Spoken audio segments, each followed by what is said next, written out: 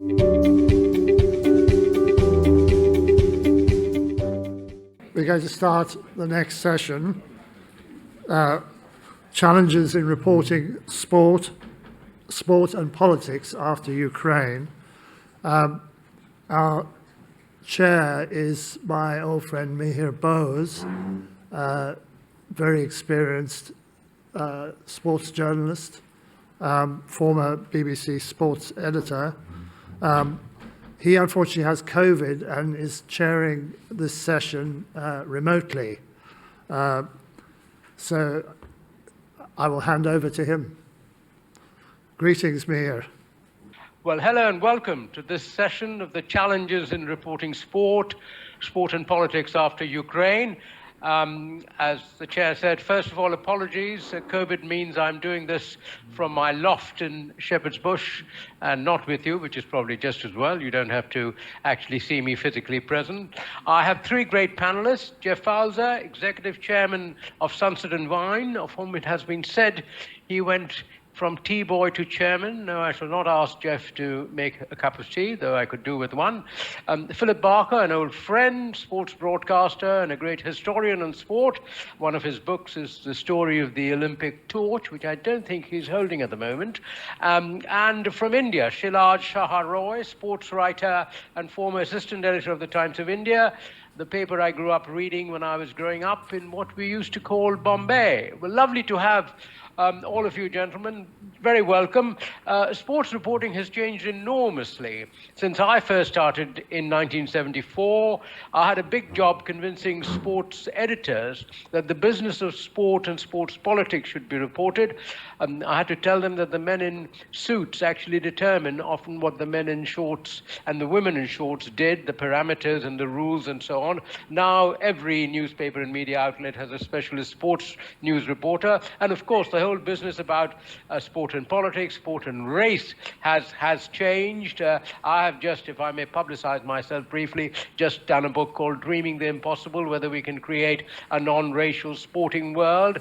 Of course, if you followed the golf reporters, they've become great leader writers, moralizing on what the Saudis are doing about this whole business about sports washing and so on. Jeff, can I begin with you? The Commonwealth Games has always played second fiddle to major international sports like Olympics and World Championship. In the past, it has struggled to actually be staged. I remember Robert Maxwell once having to rescue it. Some years ago, Birmingham failed to secure the Olympic Games because the Olympic Committee members, as some of them told me, did not think Birmingham was an important city. If Britain wanted to host it, it had to be London, which of course it did. Now, Birmingham sees the Games as putting it on the world map. Is this Games a realistic objective, Jeff? Has it changed for the Commonwealth Games? Has it changed? I think, like everything in life, everything changes, nothing stays the same. But I think there was a period around 2010, 2012, where there was a doubt about whether the Commonwealth Games would continue. But I think Glasgow, which was the first one we were involved with, we were the host broadcaster for that. I think that changed people's perceptions. It was extremely well attended. It was very well run by the organising committee. It was well funded by the Scottish Government. And it was a big success. It was a success for the BBC, who showed wall-to-wall coverage. And then that went on to, and obviously it was in the UK time zone, so that made a big difference for the UK market. Gold Coast was equally successful in Australia. Again, very well attended. The tickets sold out. And the similar thing is happening in Birmingham, although there's a weight of sport against it at the moment. At the moment you've got the Wimbledon tennis on. Next week is the Women's Euros football. So it's hard to get the oxygen of publicity that it really needs to sell it, more broadly than probably just the West Midlands. But I think the BBC will get behind it, which I think is important. And as long as I think in terms of the future, Mihir, as long as the big broadcasters, and it needs terrestrial television in all these places, I think if it ends up on subscription, then it will disappear. But if it's free to air, I think it still has a future. We're talking about sport and politics. I remember a time when broadcasters were very, very reluctant to talk about sport and politics, particularly, I've just done, as I told you, this book on Ray's Dreaming the Impossible, and talking to the old footballers and so on. When there was racial incidents, they didn't report it. And that seems to have changed now, that the broadcasters are no longer pretending that unsavory incidents are taking place. Broadcasters have, if you like, acquired a great deal more courage in being honest about what is happening. Yeah, well, I think you have a duty as a broadcaster to show to the audience, or tell to the audience, or write to the audience exactly what is happening. I mean, we all want to keep politics out of sport. As you know, I'm a sports person through and through, and you know, but you can't lose sight of the reality of life. And you know, we used to have rules in TV that, you know, if there was crowd trouble or people running on the pitch, and that still happens, to be honest, you turn the cameras away from it and don't cover it. And I think that's fine as long as it doesn't become a major incident and affect, you know, the game or the event.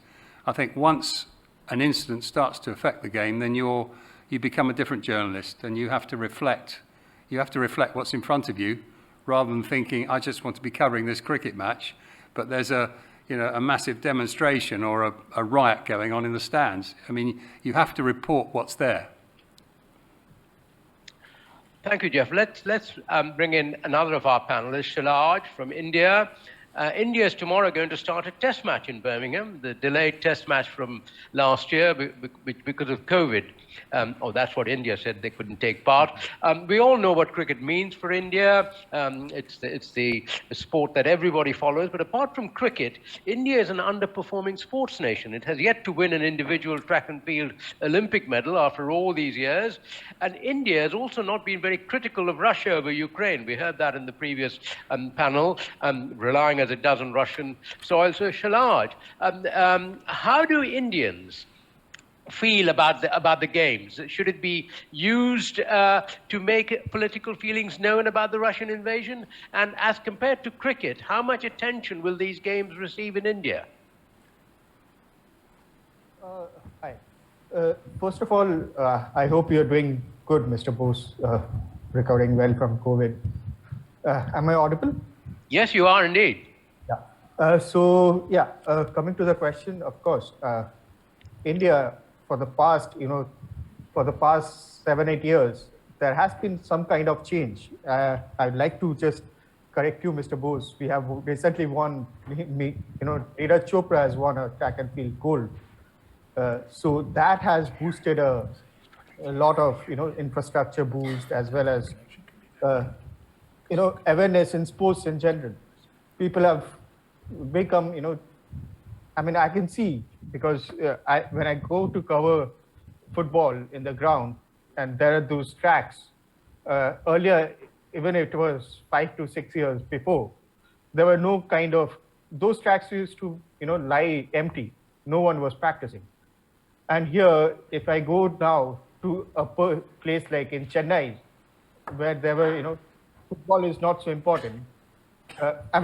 Not so popular rather, but I can see people taking up sports in a big way, like javelin, they're doing, long jumps and stuff like that. So there is a general awareness after Neeraj Chopra and after PV Sindhu's achievements.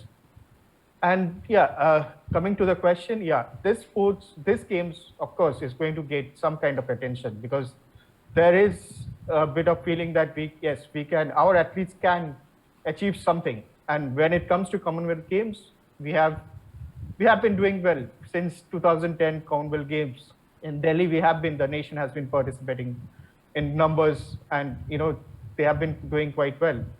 So yes, Commonwealth Games will get that attention, both in the newsprint and both in TV broadcast. And when it comes to the tension arising out of the Ukraine war and everything, I feel there would be a mandate that we shouldn't be, that is the government mandate, that the athletes won't be showing much of they would rather stay neutral and not participate in any of the would not gesture anything untoward. That's what I feel. Yeah. Thank you. Philip, you've chronicled the history of sport very well.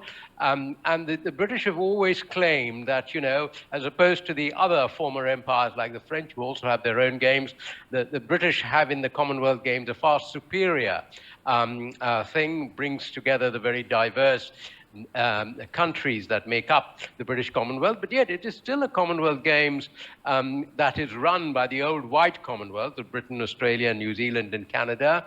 And these games are being held against a background. We have had Prince William visiting the Caribbean, for former colonies saying they will become republics, debates about paying reparations for slavery. So do you see this as having an impact on these games or in future games as to how the games might evolve? Well, the games have certainly changed. I mean, let's not forget they started as British Empire Games in 1930, and they were supposed to be merry and less stern. I mean, one of the reasons that they came about was because the countries, Canada, New Zealand, South Africa, Great Britain, were a little bit fed up with the way that the other countries in Europe were treating the laws on amateur sport. Now, many, many years ago, it was necessary in order to take part in the Olympics or the Commonwealth Games to be a complete amateur, and the rules were extremely strict. So you couldn't earn any money at all. It's not like today where athletes have full-time opportunities to train. So it was a completely different thing, and that started in 1930. The games have always been politically charged. I found that you might be surprised to know that in 1934 they were supposed to be in Johannesburg in South Africa. That was the original city that they were allocated to. And London had to take over. One of the reasons was that it very soon became clear that the South African authorities, this was pre-apartheid, which was the system that they had of discrimination later on, were unwilling to invite competitors from the Caribbean, from India, and from many other countries that were, to use the phrase which I don't like, non-white. So there was discrimination even at that stage. So, there's always been this kind of undercurrent going through the Commonwealth Game. I mean, Mihir, you alluded to 1986 when Robert Maxwell had to come in. There was a massive boycott, partly because of the British government's attitude to an agreement to try and counter apartheid in South Africa called the Gleneagles Agreement, which discouraged sport with South Africa. And the British government were headed by a lady called Margaret Thatcher at that time. She was Prime Minister. You probably know the name. And she took the view that sport and politics did not mix, and that the government did not interfere with what sporting organisations did. And it damn nearly broke the Commonwealth Games, because even at the opening ceremony in Edinburgh in 1986, no one quite knew who was going to turn up and enter into the stadium next, because there were off-ons. I think Bermuda actually marched in the opening ceremony and then didn't take part in the games. So there's always been this kind of undercurrent. Over the recent years, we've seen a lot of countries coming into the Commonwealth Games, countries like Cameroon and so forth, who were not part of the old British Commonwealth. And the reason they've come in is that they see the Games as a vehicle for elite sport and an opportunity to train their athletes and have good quality competition. So there's a sporting imperative there rather than a political one. So maybe that's how they will endure in the future. I know that the Commonwealth Games Federation, if you read they are very much about making sure that everyone is included and trying to make sure that their whole philosophy of running the movement is one that embraces all cultures from all continents.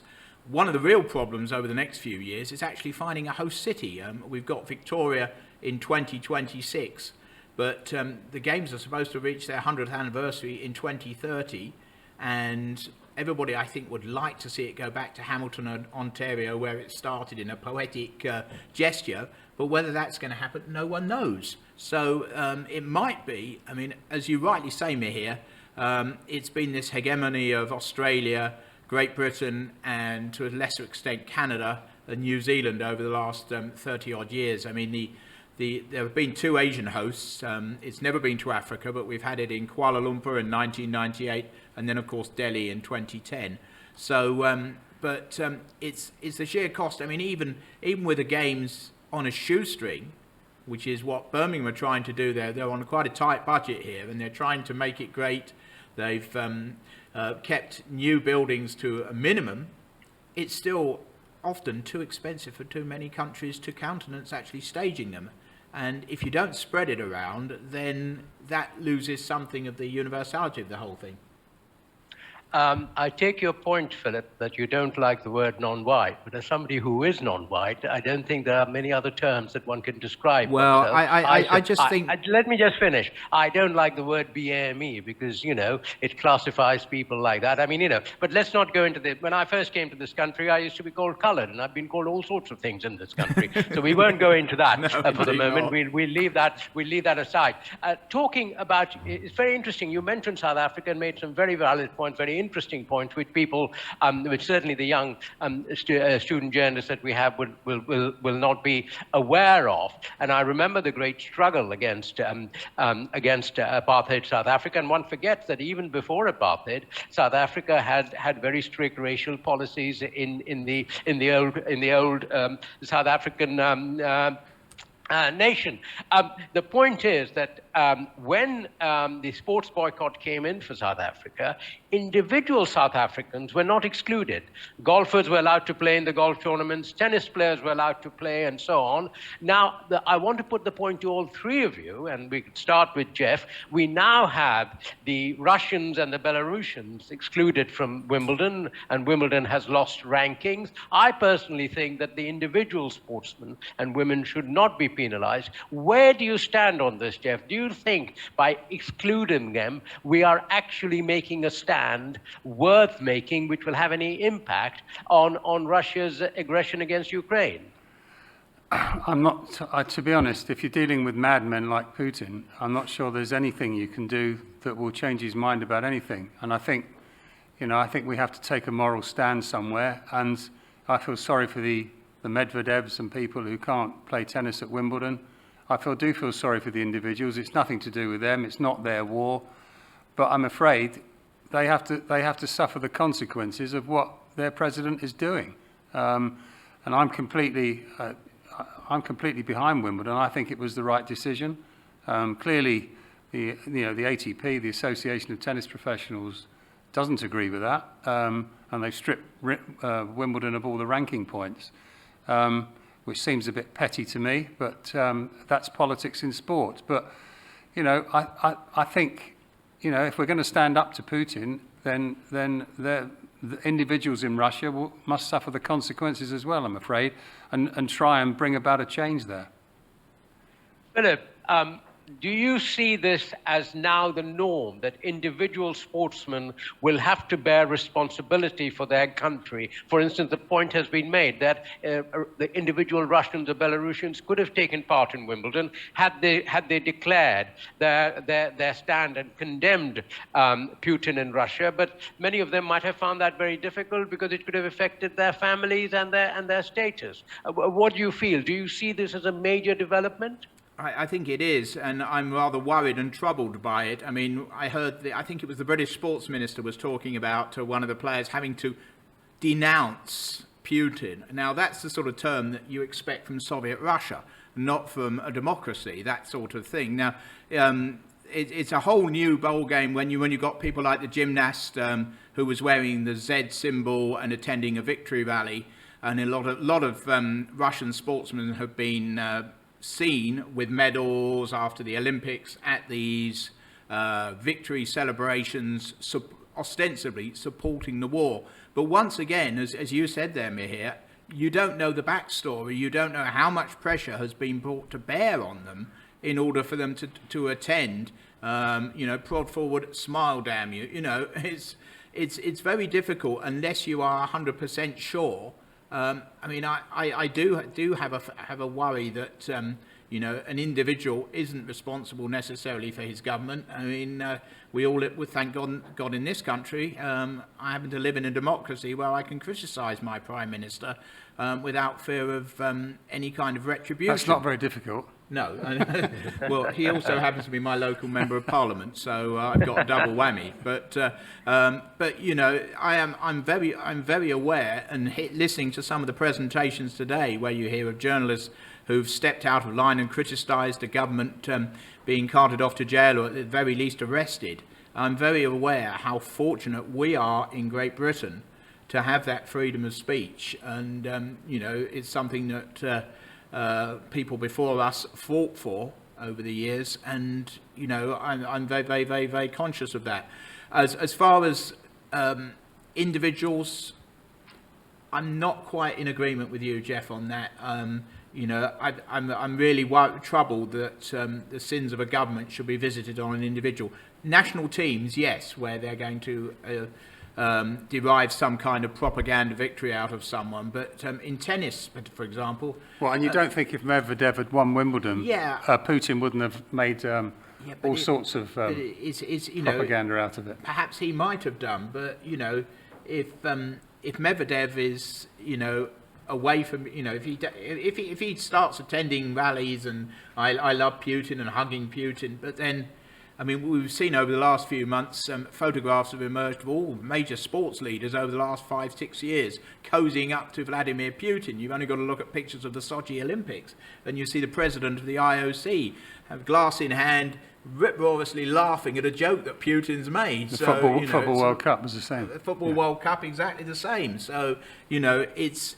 Where do you draw the line on these things? And I am worried about sportsmen being punished for something over which they have no control. I mean, I think I'll go that far. I mean, the thing is that sport has always been used by political leaders to promote their country. And even when London bid for the Olympics, Tessa Jowell's point, as she told me, was to sit in the Downing Street garden and tell Tony Blair, how can this country of its size not bid for the Olympics? And I was in Singapore when London won the bid and the big role that Tony Blair played. And you know, what is dramatic is how different this is to the Moscow Olympics of 1980. I was then a Sunday Times reporter, and how another conservative, Seb Coe, stood out against Mrs. Thatcher and said, we've got to take part. Let me bring in Shilarze on this question. I mean, what is the feeling in India? I mean, India, as we know, hasn't condemned Russia. In fact, is taking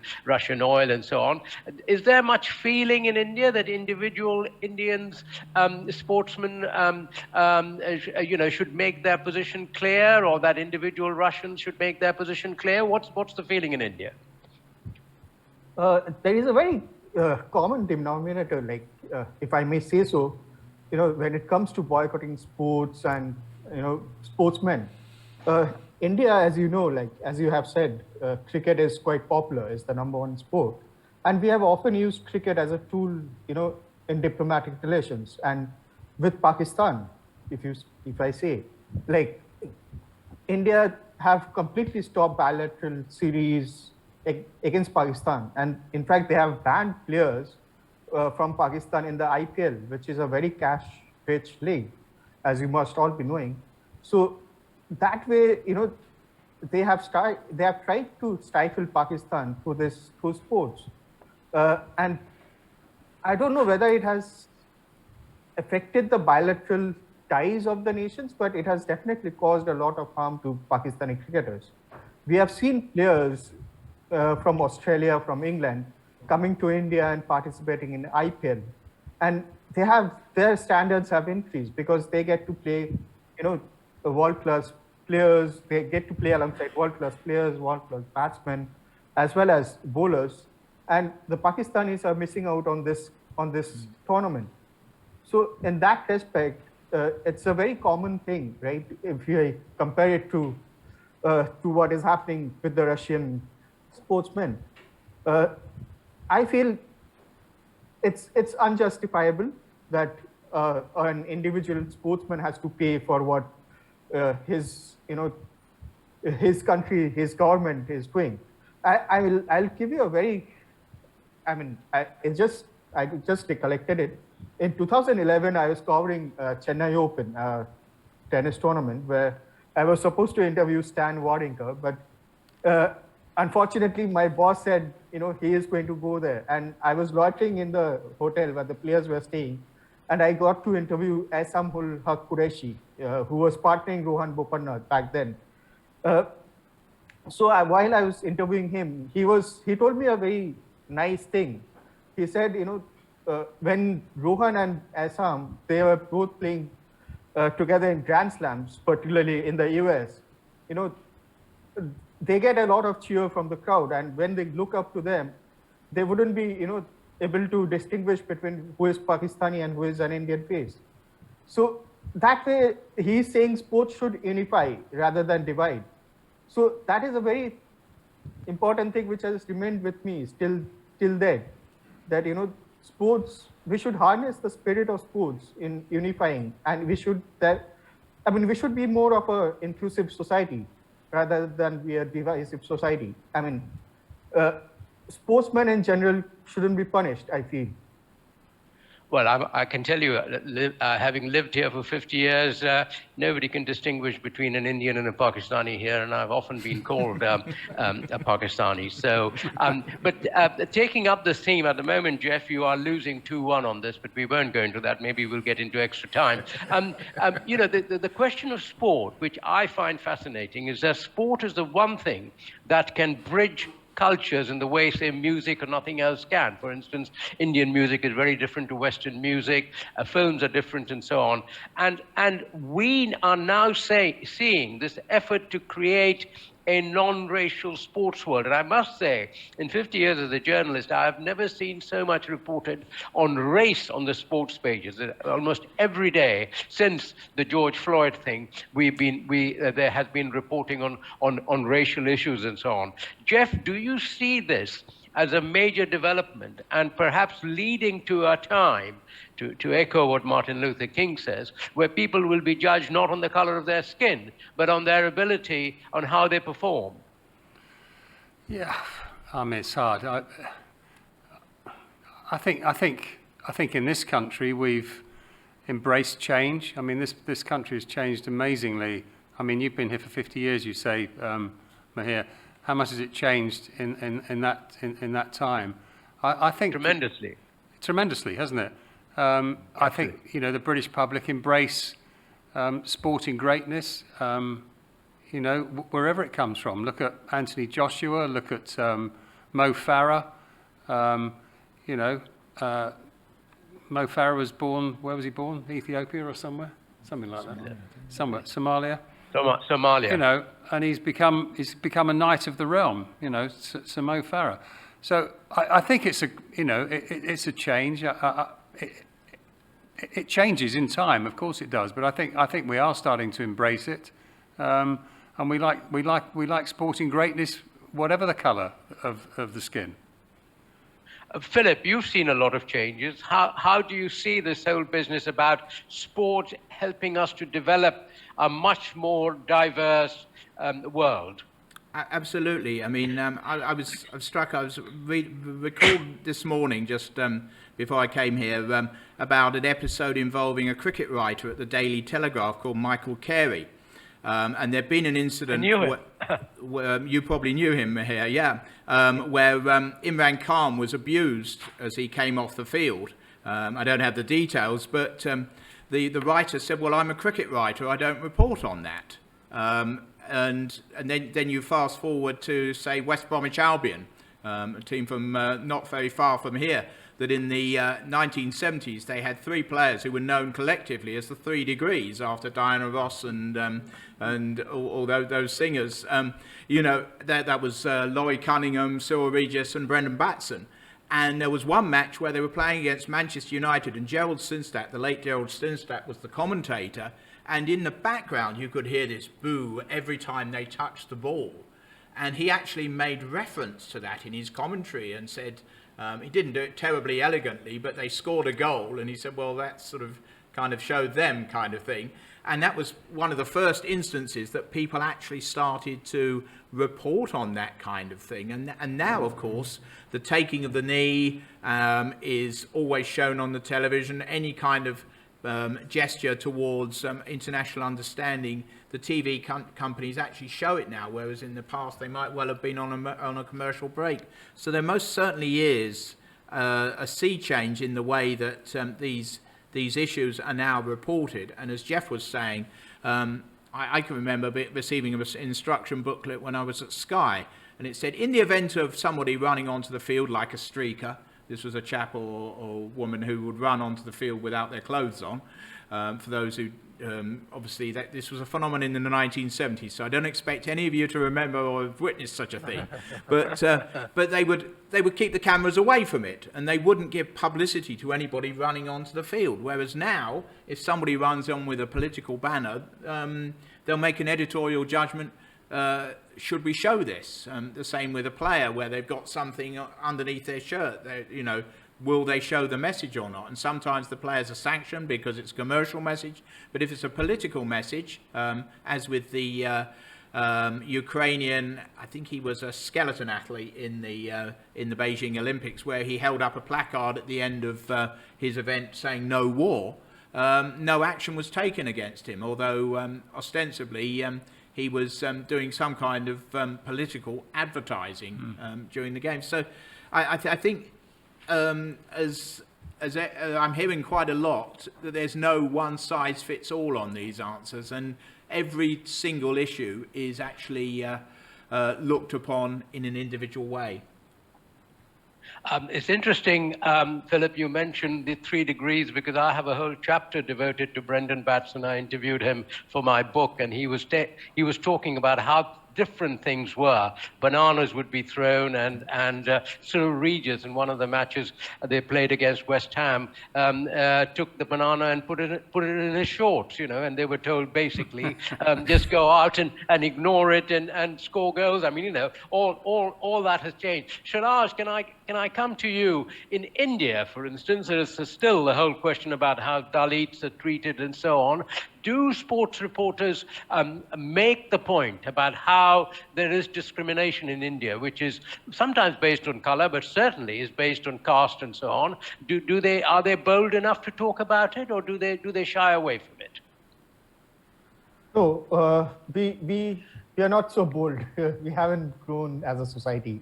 I'm sorry to say that, but we should be reporting about this caste-based issues. But yes, there has been a general awareness. I mean, India has always been, when it comes to sports and racial events, racial discrimination, India has always been at the forefront. And you must be knowing, of course, how India has helped South Africa in terms of cricket and getting it back into the cricketing fold from apartheid and everything. So that is one part. But very recently, yes, India, there has been a very generic awareness since the time, Kaepernick took the knee. I mean, he refused to stand up again in the, when the anthem was played, the US anthem was played. From then onwards, and then of course, the killing and everything, India has been receptive towards racism. And very recently in IPL, there was this particular incident which, really shocked the players, and the BCCI came and stepped in as well. When Darren Sammy was, I won't utter the word, but Darren Sammy was racially abused.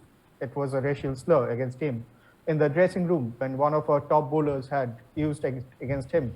So from that aspect, yes, we have been looking into this aspect, like, preventing players to be good examples, to set good examples rather than, calling out each other names. Yes, but yes, when it comes to caste-based, calling out caste-based system, we haven't yet started that, yes. We are coming to the end of our session. We've only got a few minutes. I'd like all 3 of you to quickly give me an assessment of where you see these games in Birmingham, how would you rate them a success? And what would be your advice to be a journalist who wants to become a sports reporter? Jeff? Well, I think they will be a success because I think there'll be very little sport to compete with the games at the time they're on. And as I said earlier, it's on free-to-air television on the BBC, which is, you know, whatever you say about the BBC's problems, it's still the go-to broadcaster. It's really good that they're still supporting it. And it will be across all their platforms. So whether you want to watch it across, and I'm not a spokesperson for the BBC, whether you want to watch it on, you know, on the main channels or the iPlayer or, you know, the website or whatever you want to watch it on, you won't be able to avoid it. I think it will be a big success, and I hope it's a springboard to, you know, what happens in Victoria and beyond. Can I just say one thing though, and this is hopefully a positive, and we all try and make a contribution to what we do, and one of our in our careers, I hope, but certainly with our host broadcast coverage of the games, we've got an initiative called the Host Broadcaster Training Initiative, where we've gone to colleges and universities around the West Midlands. We selected 200 students, of which 150 were sort of finally selected to work across various areas of our production in paid roles during the games. We've given them experience on our outside broadcasts, you know, like football and rugby and cricket and things over the last 6 months. So they're getting a background in TV. 150 of them will have paid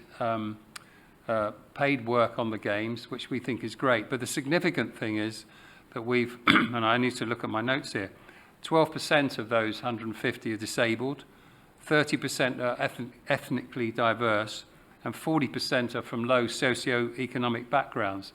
So, you know, we're all trying to do the right thing, and you know, looking at all the young students here, you know, we're trying to give people a chance to get a foothold in the industry. And, you know, Mihir and Philip, I'm sure, will say the same.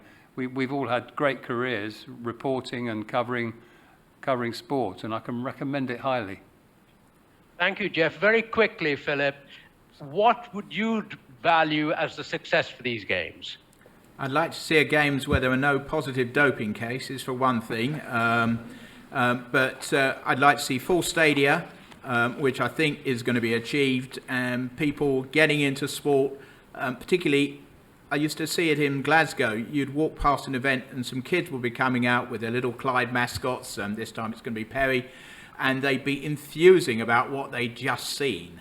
Same at the Olympics. So if the kids go to the event and go, wow, that was really great, that's what I would think would constitute a success for these Commonwealth Games. Shilarze, if I can bring you in, how will in India these games be seen as a success? Of course, the Olympics is coming up, and it's in Europe.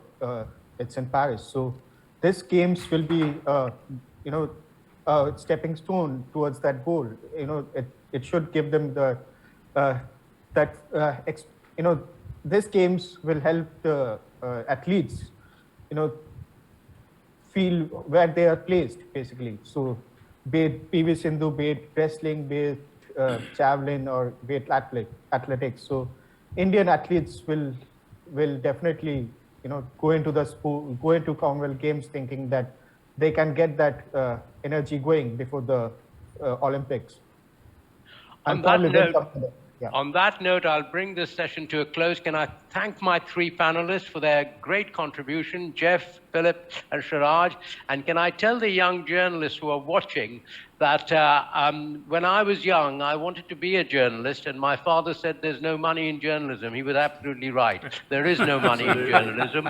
But I actually qualified as a chartered accountant. I was a partner in a firm. Had I remained there, I would be a millionaire, and when I got into a plane, I would be turning left and not taking EasyJet flights. rights. But having said that, it's a great profession. It's wonderful, and I would, you know, and you only have to look at what Jeff has done from T-boy to where he's got to, why you should get into this profession, and of course, Philip, the books he's written. So all three of you, thank you very much, and thank you for listening to us. And I'm sorry I haven't been there, and can I just say, Dreaming the Impossible is a great book, but there we are, having got that self-publicity over.